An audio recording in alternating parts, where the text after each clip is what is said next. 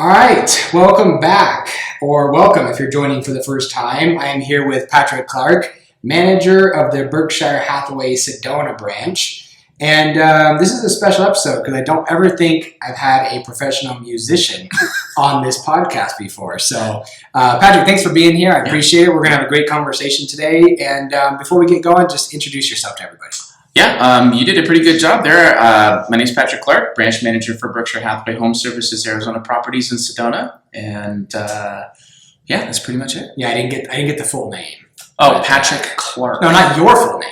The Berkshire. Berkshire Hathaway Home Services Arizona Properties. So, go into a little bit of your background now. So, you played with some pretty big names. First of all, tell everybody what instrument you play, because I found that very interesting, and then kind of like the background of your music career.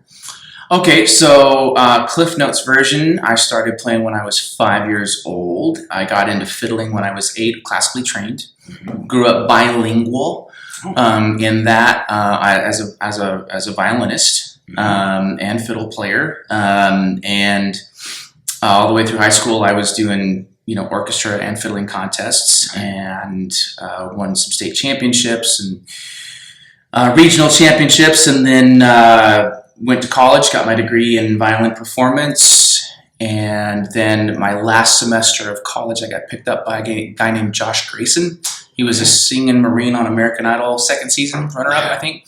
And we just went out and played music and finished up my degree on the road, and then lots of different acts. Big and Rich was one I played for a minute, actually 2 months. That's all I played for them. But I did 3.5 years with a guy named Darius Rucker, and I played guitar, fiddle, and mandolin and banjo for him. Nice. So yeah.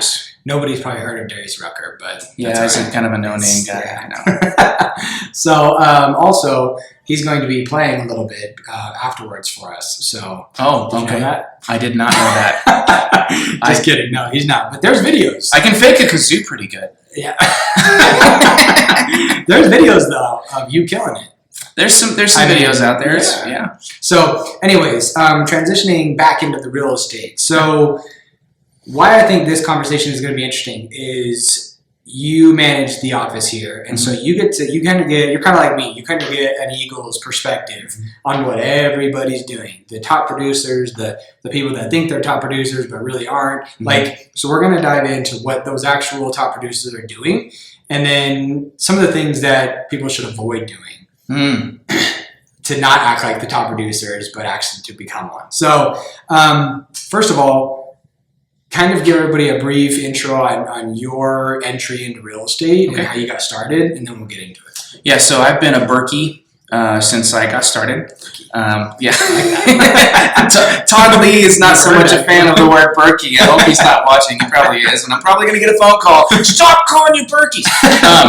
But no, I started in the real estate field a little over 5 years ago, and I was raised by a realtor. So there is that. My mom's been a realtor for 30 years. Works for a different company, I kind of understood the lifestyle. So I vetted it before I got into it, but I got in and did very well right away. And had some great trainers and teachers and mentors who helped me make sure that I was always doing the basics. Right? It was always, simple, basic stuff. Right. I was in my head a lot, overthought things a lot. I still kind of do. Did very well very quickly, and then. Not too far into it, I guess maybe 2.5 years, maybe 2 years, the management conversation started coming up. And it was always something I wanted to do because between performing and managing, I taught in the classroom and privately, and I taught privately since I was in college. But it's my favorite thing to do. Right. And I'm super passionate about growing people. And I love real estate deals. I do that. They're fun. They're puzzles. But my bailiwick is really training and teaching and coaching. And so I felt like earlier on when they had first asked me, I was like, man, I don't know if I've got enough of I've got enough control of my own, of the like the headspace, right? Do I really understand it well enough to be able to guide somebody else? And so I gave it a shot, and it's all kind of worked out. So I've been managing about 1.5 years. That's awesome. So I'm personally curious about this question. It just came up actually. Is there any, besides like the managing and the coaching, is there any, like, can you tie two things together as far as playing an instrument professionally and real estate? Like, are there two things that connect? Yeah, actually, so when I was teaching at Rainbow Dreams Academy when we lived in Las Vegas, there was a guy that had sold many companies to Fortune 500 companies. Right. And he said he would rather hire a music major any day over an MBA. And I asked him why. And he said because music majors are self-critical. They're usually pretty coachable. Right? Because they have, in order for you to be great, you have to suck first, right? And so you've got to figure out why you suck, and you've got to get better, right? It's not you as a human being, by the way, that sucks. It's just why you're not good at this right now. And you have to have this internal commitment to progress. And so I think that part for me as a high-performing musician really parlayed well into saying, well, I got good at that, and that's really hard. Okay, well, this is going to be really hard. And I was scared. Like, don't get me wrong, I was scared. But I needed to change. I had to change. I didn't have a choice, really. And so I made the change, and it wasn't easy. But I think because I was always willing to look at failure and not doing well on something as more of an outcome rather than a personal, like, slight or like something where I was bad, I was able to just look at it matter of fact and say, well, that didn't work. Let's try something different. You know? Well, and it's like, I can't remember where I heard this from, but it was about failure. And failure is like critical to success as long as you're failing forward. Like that was huge for me when I heard that, was failing forward rather than like failing and then just being like, well, that's not the discipline for me. Like real estate or playing an instrument or whatever you're going to do. If you're going to fail at it, fail forward, learn from it, learn that that's the way you're not going to be successful, and then try different things. So it's exactly what you're saying. I think that comes from a commitment. Right? It comes like a commitment to do well in that space. And knowing yourself well enough to say, there are certain things in every space that I'm not going to be good at. But as long as that space contains elements where the majority of it I think I can be really successful in, then you can figure out the rest. Yeah, you're not going to be good at every aspect of what you're doing. Okay, so since we talked about the fact that you have an eagle's eye perspective of what everybody's doing, and you know, I know a few personally, I work closely with a few of the ones that do really well. For an agent that is struggling right now, let's talk about that. Whether they're brand new or whether they've been in the game for 15 years and everything's just falling apart. They can't get deals, they can't close deals, they can't get new contracts, whatever the case is, especially with where we're at in the market right now. What are you seeing the top producers in the market in this moment doing to stay a top producer and do just as good as they've always been doing? They're using tech. They're using social media. They're using technology to their advantage. They're willing to learn the things that are necessary to help them succeed, and they're mostly willing not to let their ego get in the way. They understand that the only constant is change, and they're willing to embrace the change that's necessary for them to succeed. That is the biggest number one thing. That's anybody, but particularly agents that have been in the business a while, right? That's still maybe they have something to prove, maybe they've got some more years left in it, and they need to stay relevant. They understand that using, you know, things like what you're doing. I mean, you've really done a great job of saying, look, there's nobody in the title realm that's doing what I'm doing, so I'm gonna do it, and you're really fruitful in those efforts, you know. And I think that that's really where agents need to really understand how to broadcast their personal brand. and then you take the basics of real estate in prospecting, right? Because this is marketing, right? Absolutely. But it's also prospecting, right? But Right. branding and marketing go hand in hand with prospecting, and I believe personally being prospecting focused, Right. marketing enhanced, Right. and being very strategic and thoughtful and slowing down, getting all of the negative out of your mind, right? And just saying, okay, what are other people doing that works? Right. Okay, be consistent, Yeah. right? Make a plan, consistently commit to the plan for a prolonged period of time, because it's going to take a while for you to get good. It's going to take a while for you to get used to it, right? But if you're not prospecting, you're not gonna have any revenue. And for the most part, those that don't have a good prospecting and marketing strategy, they're just not seeing the number of deals that I think they want. There's still business being transacted in every market. Houses are still selling. These people are still buying. So your job is to find out who is buying and selling and get in front of them. Create as many opportunities as possible. It's a numbers game. So you brought up tech, you brought up social media. If somebody has been in the industry for a little bit, let's just say more than 10 years, and they've seen a slowdown in their business, and and let's just say they've been relatively consistent at phone calls and dialing and that type of thing. Maybe they've been doing some mailers, and those things are just not as effective as they once were.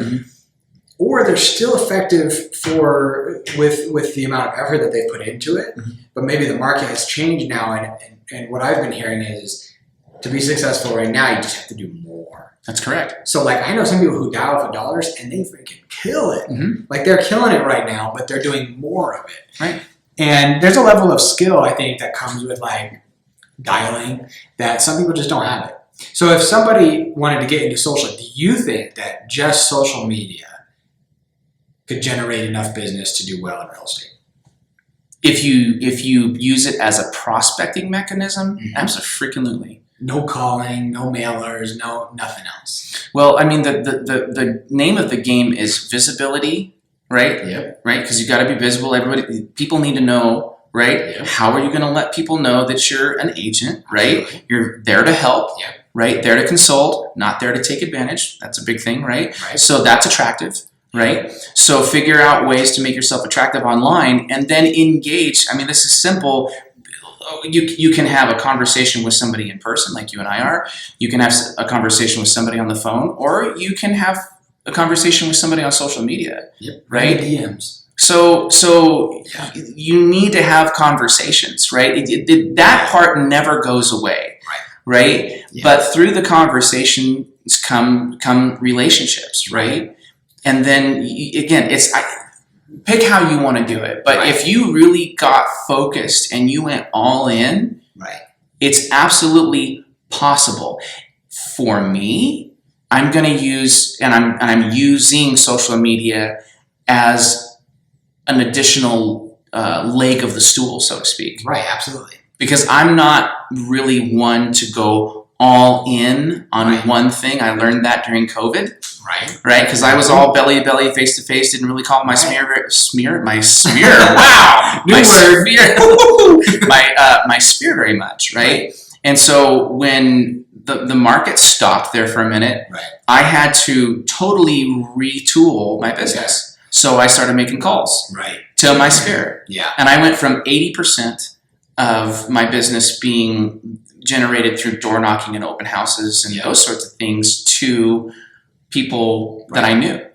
So I mean, all excellent points and all things that I 100% agree with. And I'll add something to your comment about visibility, and it involves around social media. I see social media as this funnel, and a lot of people have this stigma around social media of it's a toxic place, it's a place that people just argue about politics. That's a lot of people's perceptions about social media. But as a business tool, the way I see it is that you have social media, which is attention. And attention to me is defined as discoverability. So you're kind of like what you were saying with the visibility, discoverability. How are you getting people at scale to discover who you are? And then consideration, because there are a lot of agents. So discoverability, how are you getting people to know who you are? And then consideration. How are you getting that consumer or those thousands of consumers that you could possibly be in touch with on social media by a hit of a button, by posting something about real estate? How are you getting those consumers to consider you over somebody else in real estate? It's your value proposition. It's what, and I think a lot of it has to do with kind of what you stand for. Right. You know what I mean? And I'm saying actually, like, getting involved in political discussions on social media is probably not the best idea. Well, most likely, if you get into a debate on social media about politics, you are most likely going to eliminate 50% of prospects. Right. It's a 50-50. Either you're left or you're right on the majority of things. Right. Some people are in the middle or whatever, but on the grand scheme of things, and especially like on Facebook, you're going to have both extremes. So if you go down one way or another, you're going to eliminate half of your audience, right, which is the opposite of what you want to do. You're using it as a social tool, not as a business tool at that point. Well, and so it's called social media, right? Mm-hmm. But here's a question, and I like to ask kind of rhetorical, deep thinking questions. But it's like, what are you here for? Like, what are we here? Am I really here to get engaged in a possible altercation online? Right. Not really. Right. What I'm really here for is to help consumers buy and sell real estate. Right. And so if that's why I'm here, let's focus on that and put political and whatever else aside. Right. Because I will tell you that there's only a few people that I know that really get on my, and I keep my personal Facebook pretty private, right? I mean, I know everybody on my personal social media page, right? And so I'm a little bit more comfortable sharing more personal things, but there again, I really respect people's positions and where they align, whether they're right or left or in the middle, as you say. Right. I think it's just really more important for us to focus on, when we're putting things out there like that, who are we surrounding ourselves with? Because my Facebook is not full of that stuff. Right. Exactly. And it's because I've chosen who I'm interacting with. Yes. And so then you start looking at, you know, the peace that I have and the relationships that I have. Right. It's because so again, I'm choosing who I hang out with. Absolutely. Right?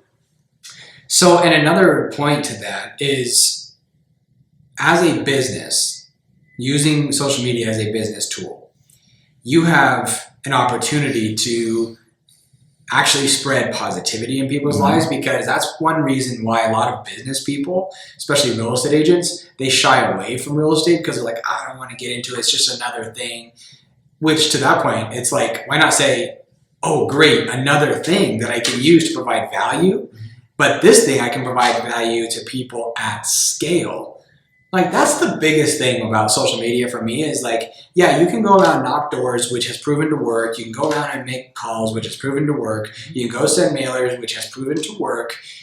But at what cost? And then how many people are you actually reaching? Mm-hmm. And with social media, you're doing similar things.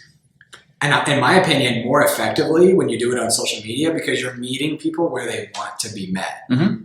Like, they don't want you to meet them at their door, most likely, especially through COVID. Mm-hmm. That changed that for a lot of people. With all the spam calls and all the fake calls, people don't want to answer an unknown number. Like, all these things. And then, but if you reach out to somebody on social media, they have time to vet you. Like, who is this person reaching out to me? Why are they reaching out to me? And in my opinion, the first encounter on social media should not be business. Reply to somebody's story. Oh, you hiked in Sedona today. I love that. Where'd you go eat after? Get into a dialogue with them. Allow them to see that you're in real estate and see where it goes from there. And then if you have a script that you want to bring up, to casually bring it up to where they know that you're in real estate, then boom. But meet people where they want to be met. Like, I totally agree. So there's a couple things I want to grab about what you said, because I totally agree. The first one is, they get time to sort of vet you, right, in a way. And if you think about like the rules of prospecting, it takes 12 to 15 or 18, something like that, touches. for somebody to possibly feel like they know, like, and trust you enough to engage with you in a business conversation or a conversation where their financial back end is going to be a little bit more exposed. And so you have to understand that through social media, you're getting those touches with every single post. And so I think that's a really valid thing to point out, and that's why it works so well. Because again, if you're knocking a door, right, which I did a lot of door knocking and I was very successful with it. You have pre-COVID. Yeah, pre-COVID, and I even did it. I did it during COVID. Yeah, absolutely. And I was very conscientious of how I did it. Right. And it was after kind of the big scary time had kind of settled down, and everybody's like, okay, we kind of understand what this is, right? There was a time there where I didn't knock any doors, but I also was very respectful about space. I wore a mask when I talked to people. And some people did get upset, and I respect that too. But at the end of the day, I knew what I was good at. I knew it worked, and I knew I'm just going to have to talk to more people. So the more conversations you have, the more opportunity you have. So if you, again, that's the second part, employ the conversation ratio and the exposure ratio. Social media's got it going on. However, and maybe I'm old school, I still personally believe that at some point you are going to have to turn that social media relationship into a real relationship. And so I think 100%. just to keep it clear here for anybody that's watching and listening, this is all about nurturing and developing strong relationships and increasing visibility, increasing your opportunity rate, but also just really enjoying more relationships. And that's what it's always been for me. Well, that's huge. So, and this is what I've always said, is real estate, prospecting and marketing hasn't changed. It is still this business. 100%. Relationship business. You want to get to a table, you want to meet for coffee or for lunch or at your office and sit down and talk to people face to face, because that's where most people, they're comfortable like that. They want to get to that point.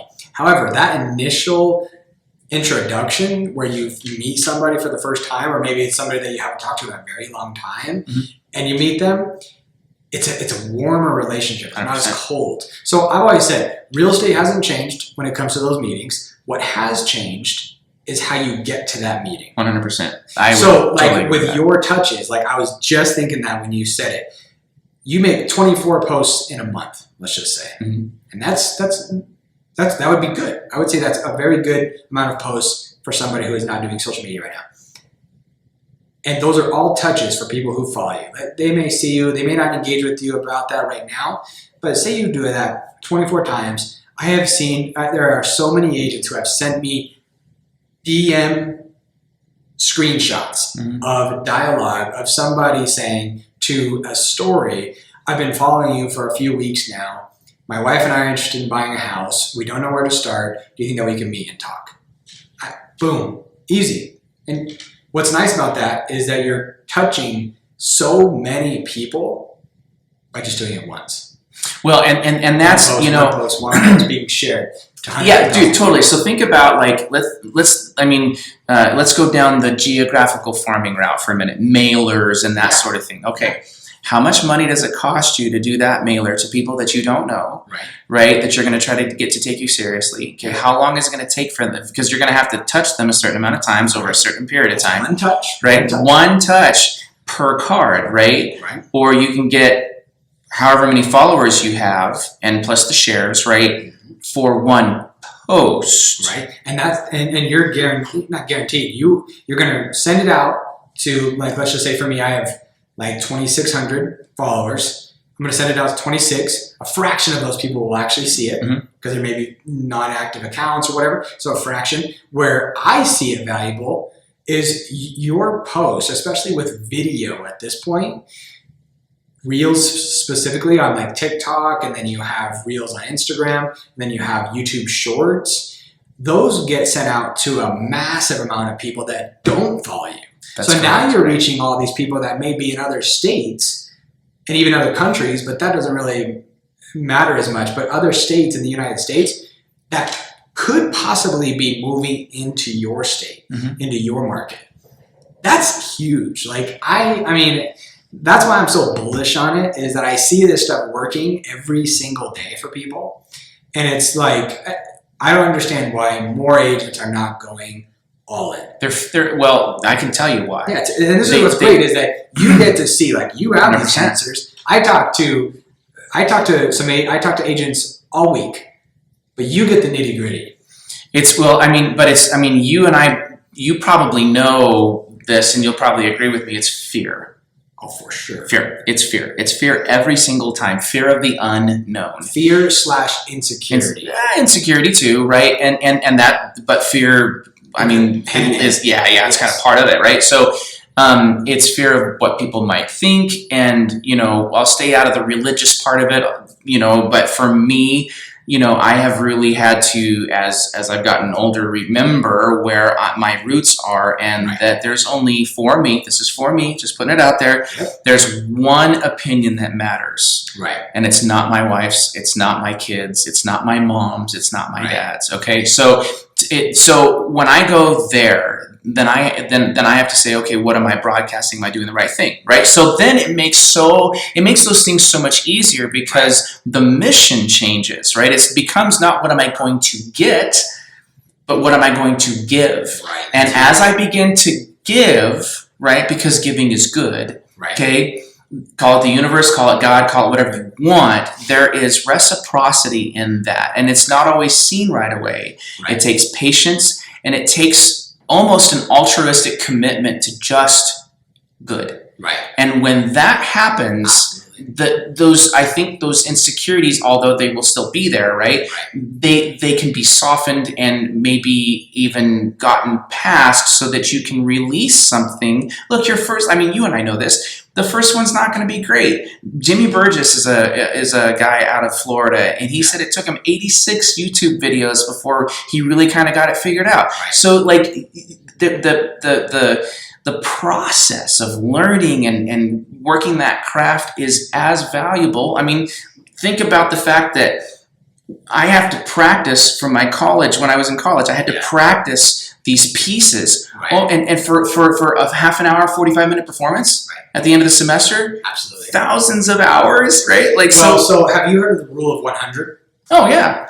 So the rule of 100 is spend 100 hours at a particular discipline, and you'll be better at that discipline than 95% of the world.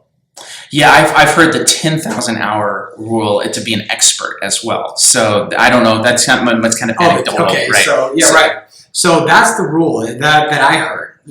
That's the way I heard it put, was spend 100 hours, like let's say in a year. Spend 100 hours at something, and you'll be better than 95% of the world. That's 18 minutes a day. So what's interesting is that a lot of times I get a lot of objections around social media. And, one is like, I'm not comfortable with it. I don't like the way I look. I don't like the way I sound. That's just something you have to get over. You have to understand the why of why you're doing it. And then the how becomes extremely easy. Yeah. Joe Capriati told me, when the why is powerful, the how is easy.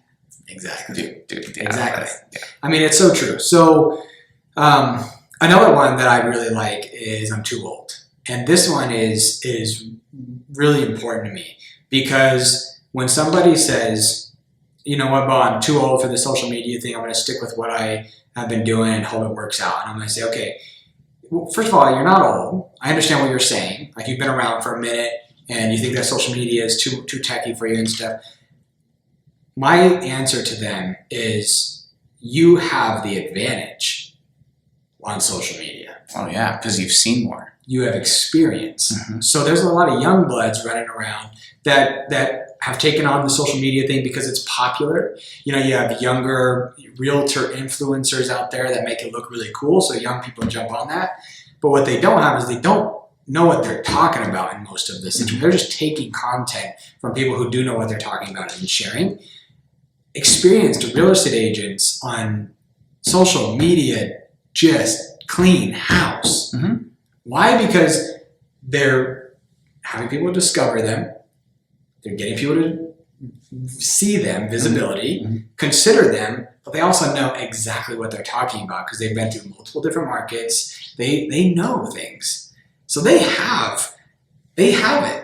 Right? Well, and there's a sense of confidence that comes from that where, I think maybe some of these folks that are doing it on social media are kind of do a fake it till you make it kind of thing. And you know what? Not touche, but like hats off. Well, right? And I'll say this, because I see this.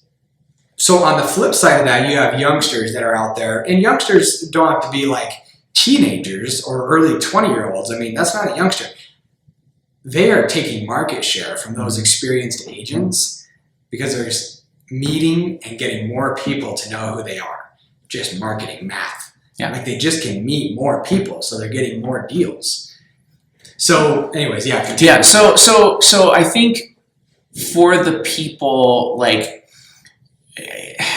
look, ask yourself, number one, do I really want to succeed in this endeavor moving forward, Mm-hmm. right? How successful do I want to be? Yeah. And what am I willing to do that's out of my comfort zone to do it? And here's the thing. I think we all understand that scaling requires delegation. Mm-hmm. Would you agree? Absolutely. Okay, so if you're going to scale, right, there's really two definitive ways to scale, right? Let technology be part of that, right? So let's use we've just developed a new. We haven't developed it. We've taken on a new CRM. Right. We now have KV Core, compliments of Berkshire Hathaway for our agents, right? So that is a massive, scalable system. There's so much automation, right? So that automation is a form of delegation, and then you have kind of the human capital of delegation, right? People, right? So people like, okay, and we just said it at the beginning of the podcast, you're not going to be good at everything in the business, right? But if you have been successful as a realtor, talking primarily right now to these experienced realtors who are saying, yeah, I'm good, right? Like, look, man, I would challenge you to say, we as less experienced realtors, we the consumer even need to know what you know because you have seen so much. So I think there's a bit like, and I'm like, maybe this is a guilt trip, but it's more to inspire you to get here and get moving in this way of we need you.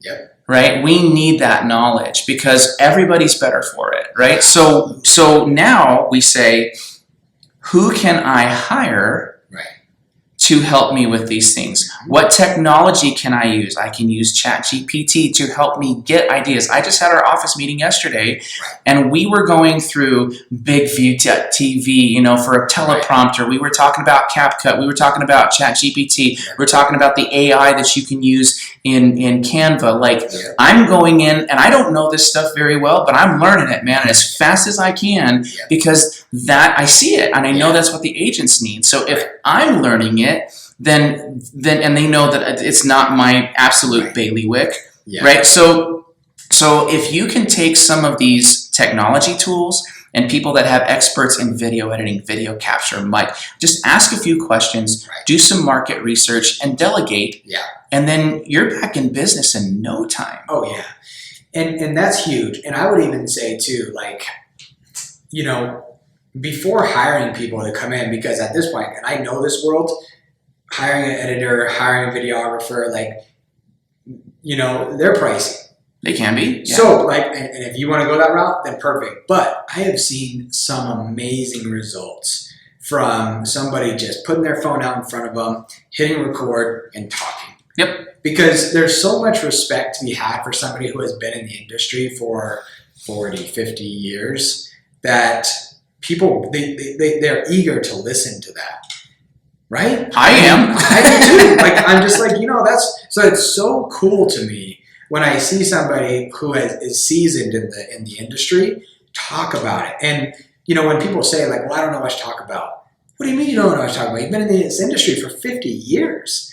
Tell stories. Tell stories of crazy things that have happened in your time of being in real estate.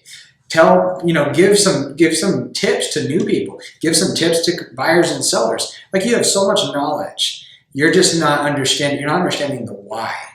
Because if they understood the why of it, the how would become easy. Just find somebody in your office and say, show me how to record a reel. And here's the biggest thing. Show me how to record a reel. See that and be invested in what they're showing you so you can go and do it. I know a lot of times people will ask me like, can you show me how to do this like little edit on Instagram? And I show them and I can just tell like they're not in it. Like they don't really want to learn. They're just doing it because they feel like it's something that it makes them feel good to ask because they feel like they're doing the right thing. But do it because you believe in the why of it. Like what you're saying, do it because you want to actually do good for the industry and for your clients and for other agents and the industry as a whole. Like, I mean, I love how you put it. Like, we do need that. Oh, we totally need it. Because there's some newer agents and a lot of them are absolutely killing it. But how much value would they get out of somebody who has been in the industry doing the same type of things they are doing on social media? The too old, you have the advantage. Take advantage of that. Oh, yeah. And I think you have the advantage to grow your business, to whatever level you want. I mean, because, if you look at the difference is the people just don't know how. And I think, so there has to be a commitment, as you say, to the how, right? It becomes easier when your why is powerful, right? And because you're just motivated and you're willing to kind of trip all over yourself to get to where you need to go. There's a certain amount of this, guys, that it is a kind of, you're going to have to just figure some of this stuff out, and that's where the failure comes in. But I really think that the possibilities for you are endless using technology and to help you grow your business, using social media to do it. But you need a roadmap. And so I think if like what you're saying, I'm trying to put this all together while the camera's rolling. So I'm trying to make sure that I'm concise, but we need here's the basic steps you do. Okay. First, you get a smartphone. Second, you get a little handheld tripod and you shoot a video. That's it. That's it. Okay. Then, if you don't know how to edit video, find somebody that does in your office. Find a youngster because they grew up with this stuff. My kids, dude, they're all over this stuff. My son, he'll be 13 tomorrow. He is all over. He's like, Dad, you should do this. You should do this. And I'm like writing it down. Okay, let's because I know what he knows, and I know he's more hip to it. Right. And I am, I'll be 40 this year, and I'm not getting ready to retire anytime soon, but I'm a middle-aged man. Right. And there's things that the younger generation has been around a lot more. So I'm going to use the younger generation to help me grow. And so some people probably have a little bit of insecurity about that if they're older. So you know what, man? Embrace that. Because they're going to see the humility in you, being willing to learn from them, and that is contagious. It happened to me when I was in my early 30s, and it changed my life. As a young, and her name was Mary Straub.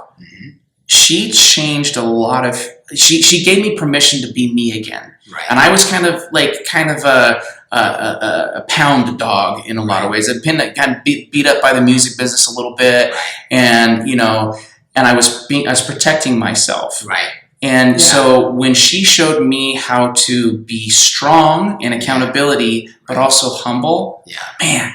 So again, we need that. Right. From the older generation, if you will. Yeah, well, and the humility aspect of it is huge. I know a lot of people, young and old, who try to do social media, and they think that everything they say has to be polished and has to be perfect, and they can't say and they can't do any of that. I said a lot of ums. I say a lot of ums. Who cares? Nobody notices. And I know a lot of people are like, in college to like try to avoid this and that and, taking a pause. Like, who cares? Talk the way you talk. Because that's what social media is about. It's about getting people to resonate with who you are as a human and get them. So when you do meet in person, they give you a big old hug. They've never met you before. That's how it is for me. Every time I meet somebody new, I get a big hug because they already feel like they know who I am without ever meeting before. That's what you want. You know what just dawned on me? And as you're saying this, it's like a filter. Yeah.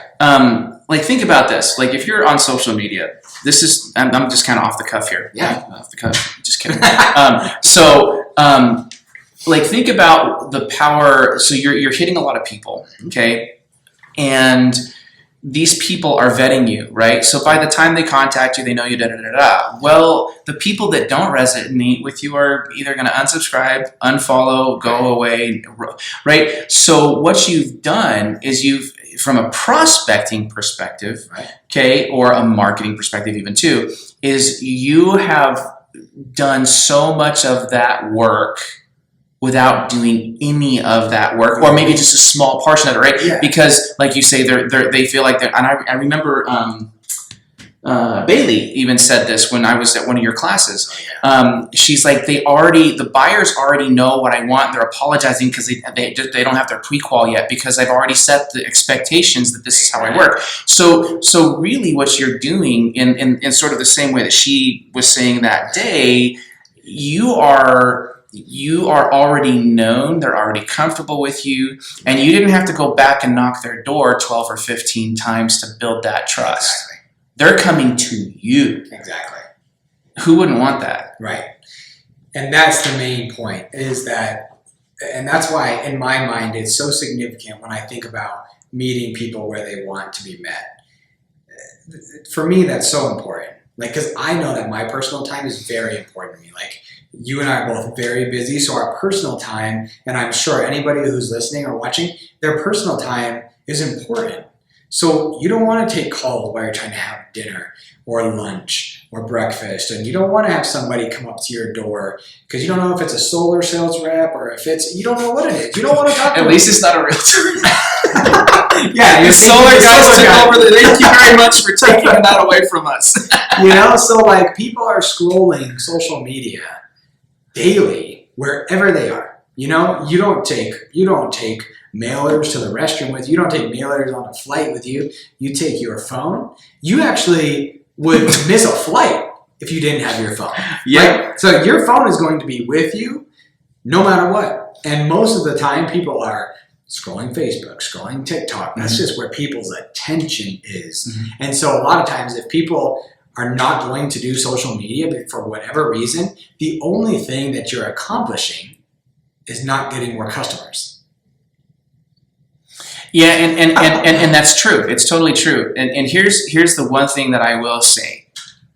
All of this is said with all due respect. Absolutely. Right? Because the one thing that I would hate for somebody to do is watch this podcast and feel like they're being patronized because they don't do it.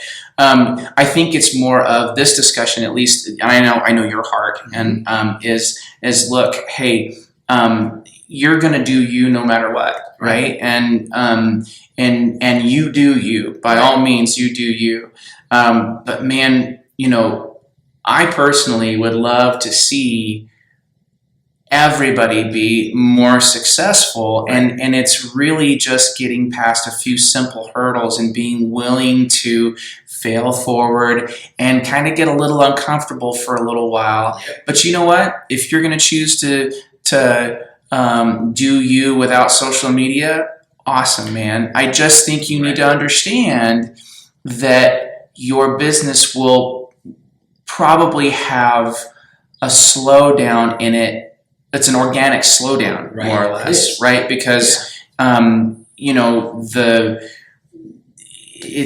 just not competing anymore.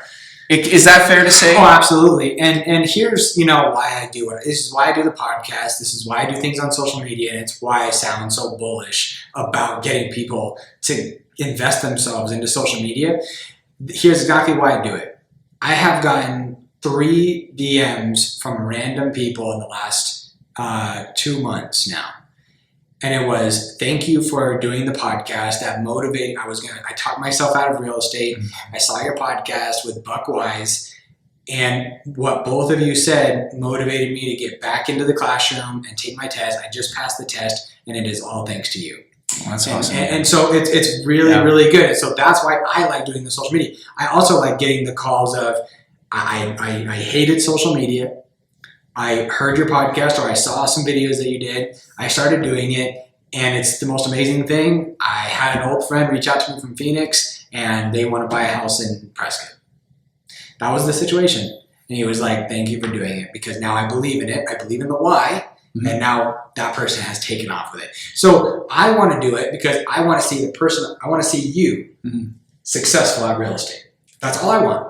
I would love that. And it's almost selfish because it makes me feel good to get the DMs. 100%. And the calls and the texts and the emails of people saying, thank you. You did the work. I'm glad that I could try my best to, through you and through other guests and through whatever I say, inspire to be better. That's 100%. it. And so I'm never saying you're ridiculous for this. Actually, it's funny. The thing that got me into the social media game was a video, Gary Vaynerchuk. Yeah, saying if you're not doing social media, you're going to fail and you'll be out of your business in the next 10 years. Which is like, that's rude. But I was like, and there was probably some expletives included in that. And I was just like, you know what? He's making incredibly valid points. I think about myself as a consumer, and I'm an extremely competitive person. I was like, I want to try to be the best at what I do. Doesn't matter if it's my agency that I do. It doesn't matter if it's in title. I want to try to be the best. And I've learned that being the best is helping the most people. I totally agree. Every single day. We've got a case study that just happened. Zach Bush is one of our new agents. I think he's been practicing not even 2 months yet. Yeah.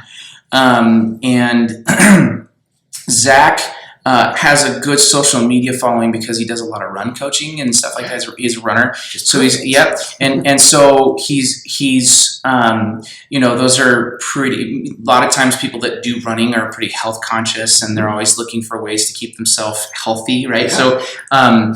So he was not shy at all about saying, "Hey, I'm a realtor. I'm really excited about this." And he started posting a few social media videos. I think he'd only done 1 or 2. Right. He's in a bidding war right now on his first listing.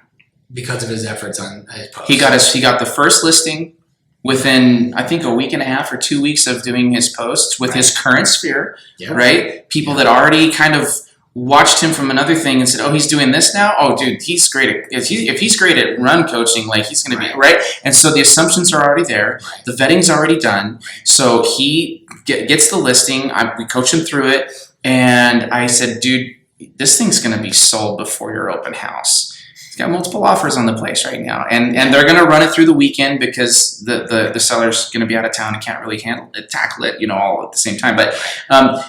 But right there, and then Zach is texting me right now. I swear to God, he's texting me on the daily. Got another one. He hasn't knocked a single door. He hasn't made a single prospecting phone call. The proof is there. And one thing that I'm saying a lot right now is a lot of, and going back to your point of fear, a lot of people don't do it because what is my Aunt Jolene going to say? What is my Uncle Rick going to say if I post stupid little videos? Nobody's going to believe in what you're doing until you prove it to them. Until you prove that you believe in it. Well, so nobody's going to believe in what you're doing until you prove it to them, but you have to prove it to yourself first. Right. Yeah. If you don't believe in it, then just forget it and do something that you do think is going to work. But don't go into it half pregnant. Which is a good thing. Half pregnant. God sake. That's right. But it's true. So anyways, to kind of wrap up here, I want you to give new agents, people who have been in it for a little bit, people who have been in it a long time, leave them with some just inspiration, things to quit doing, to be better, things to start doing, like just leave them with something to think about. Well, let's start with I think in do's, not don'ts, right? Yeah. So when I was teaching, it was always, if I tell them don't do this, then they're going to think about the don't, and they're going to, so now I've got two things we got to do instead of one thing, right? So instead of doing that, let's do this, right? So instead of being negative towards yourself and having all that negative self-talk, instead of having a stigma around things that you don't know or you're uncomfortable with, embrace the suck. I got to do the saying. That's my favorite saying ever. Embrace the suck. And be willing to have a couple bad runs, right? And like get after it. Like get after it. Another thing you can think about is I started real estate. My wife was we had 3 kids. We had a 4th on the way. Financially, our backs were getting kind of up against a wall, and then she went on bed rest. And I knocked every door in my community. The one next door, and I had 3 hours where she could lay down, and the kids were going to be kind of self-sufficient. They'd be okay. We weren't going to get into too much trouble, so she could lay down on the couch and watch them. But after that, I needed to be home. Okay. So in the first 6 months of me being a realtor, I knocked like crazy. I did all my lead generation. I did all that stuff. I did 3 transactions in those first 6 months. And then I did 19 the next 12 after that. Okay. Now, granted, that was 2019. It was a busy market, but it's not all that much busier than now. But man, like get to work. Like get to work, get after it, time block your schedule, and go out there. Here's the thing. Go out there and help somebody. Like have as many conversations as you can to find as many people as you can help. And they're not going to give you anything right now. And don't worry about that. Worry about what you can give them. And then because you gave, you will receive when the time is right. Be patient.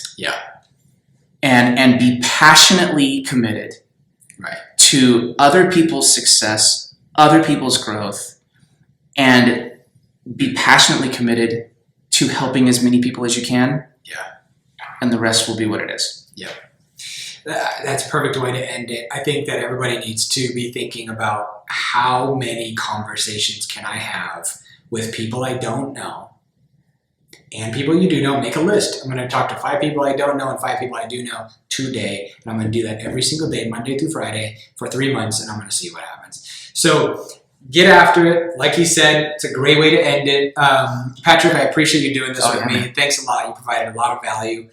And for anybody, agents that want to get a hold of you, you're the manager here, and I know you're willing to talk to anybody about anything, help anyone. How can they get a hold of you? Drop me a DM. I'm just kidding. No, drop me a DM if you want to. Message me, call me, 480-220-3394. Text me. Smoke signals are fine. I'm kidding. Don't light anything on fire. Except for your career. You can light that on fire and get after it. But no, like give me a call, and if you just want to talk about how to get better, let's do that. And we're not going to try to flip you. We're just going to try to help you be better. I think that's the big thing, because let's just put it out there. My job is to grow this branch, but my bigger job is to grow this profession. So, and I've seen him do that on multiple occasions with multiple people, and it is really cool. So thanks again, man. I appreciate it. Of course. And thank you guys for tuning in. I hope you enjoyed this. Do me a favor, do Patrick a favor, reach out to one of us. Let us know what you thought, key takeaways, anything like that. We really appreciate it. See you on the next one. Toodaloo.